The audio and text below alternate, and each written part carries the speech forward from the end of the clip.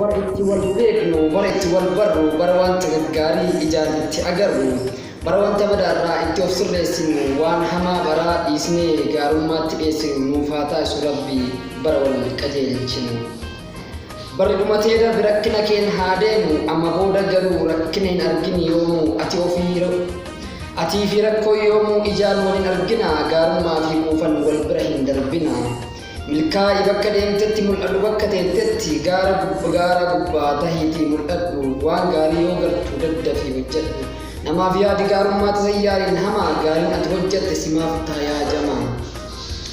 Rabbiin nama gatii qabu si haa taasisu jenne, nama hammeenya dide gaarummaa qabu kenne, qajeelummaan himamu maqaan kan kee eessattuu, ilma namaa kamifuu kan hojjettu toltuu, gaariin ati hojjette siifis deebi'uun ooltu.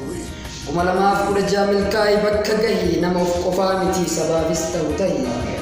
Daandii irra deemtutti gufuu of jalaa lahi, an hangana siin jedhe an immoo seenaa sabaa. Barri haaraan kun immoo siif haa fidu waan jabaa. Seenaa sabaatiif.